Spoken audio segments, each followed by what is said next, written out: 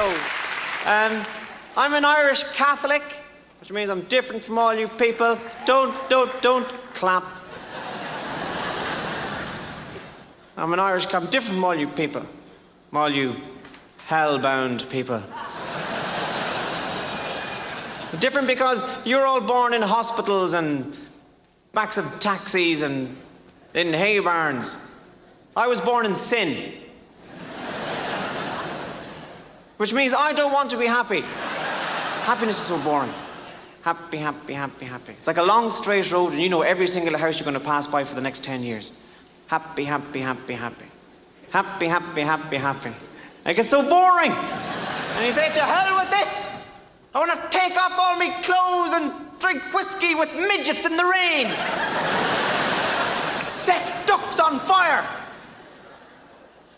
That's why you get excited when you discover a little side road off to the left. And you go, I wonder what's down here. Educated but easily led women, I hope.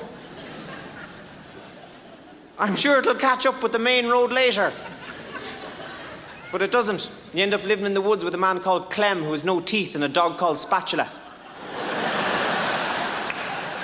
I spent some time in North America and in California. I didn't like it very much. Everybody there wants to kind of live to be a million, eat all the right vegetables, and this kind of obsession with health doesn't really sit well with the Irish appetite for self-destruction. Are you going out tonight, Tommy? Yes, I am. How many beers are you going to have? I'm sorry, I don't understand the question.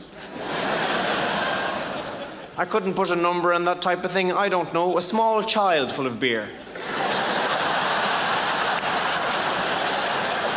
I went into this bar in Sacramento. I went up to the bartender and I said, excuse me, can I have a bottle of Miller, please? And he said, do you have any identification? I said, my teeth.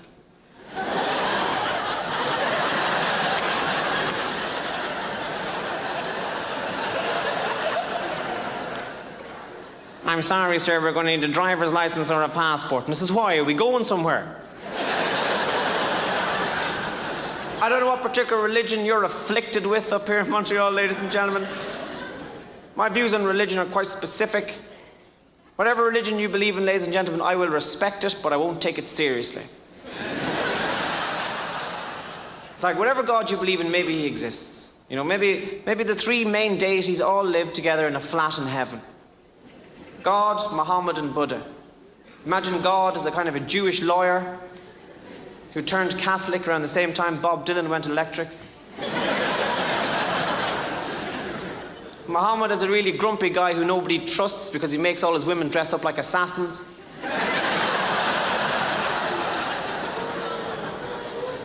And Buddha as a fat little guy who sits around all day farting, eating grapes. Buddha would not have looked well on a cross.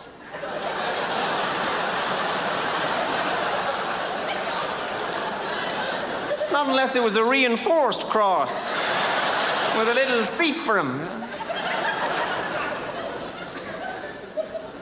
I flew over here, ladies and gentlemen, because I thought it'd take too long to walk. The longest flight I ever took was I once flew to Australia, you know, and I flew with British Airways. And British Airways have a policy on their long-haul flights. The flight takes 24 hours. Okay? British Airways have a policy on their long-haul flights of complimentary alcohol on a 24-hour flight. I want to translate that for you now. That's free drink for an entire day. I want you to imagine you come in here. Imagine what that's like. You come in here, they bolt the door behind you. They then strap you into a seat and say, for the next 24 hours, the drink is going to be free. So I thought I owed it to the brave men of Irish revolutionary politics to drink as much free British liquor as I could.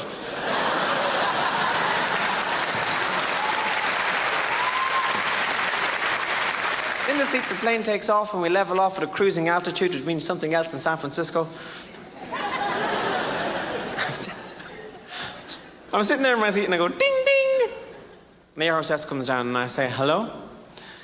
Before we start, I just want to establish the rules.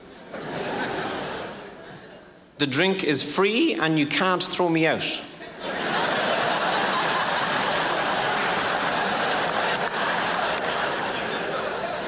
She said yes. I said, let the games begin.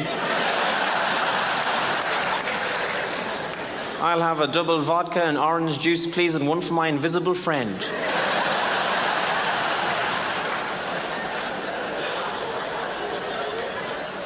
She goes away, she brings it back and goes, ah. Ding, ding. She comes down, I say, did anybody ever tell you? You're a fine-looking woman, do you know that? Does your family own any land?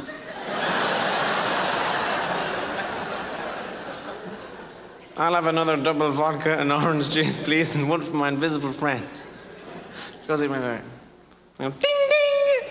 And that's when they start getting grumpy, right? Because they have this fear of a plane full of drunk Irish people flying across the world. As if it would be, right, everybody over this side of the plane, whoa! There's a lot of things you're supposed to do now, ladies and gentlemen, before you die. One of the things you're supposed to do now, you're supposed to tell your father that you love him. Sensitive people are always having these conversations, you know. Artistic poets. I've won the Pulitzer Prize for poetry. I've won the Nobel Prize for literature. I've had my lyrics encased in a tomb and sent to the moon, but I never told my father I loved him. Actors, you know. John, have you ever told your father that you loved him? No, I haven't. Why not? Because I don't.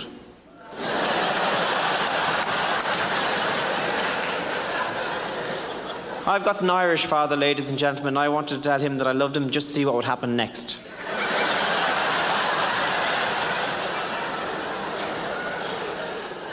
He's a very easygoing man. He works as an agricultural advisor, which means he goes around the farms of Ireland giving farmers advice. Stuff like, no, I wouldn't tell her. Enjoy the rest of the show. My name is Bob Dylan. Thank you very much. Good night. I'm 28 years old, and I'm in show business. So, you know, if things go well, my wife hasn't even been born yet. Really, I want to be so rich that when I say, yo, brother, what's up? I'm not saying hello, I'm asking, what are you doing in my neighborhood?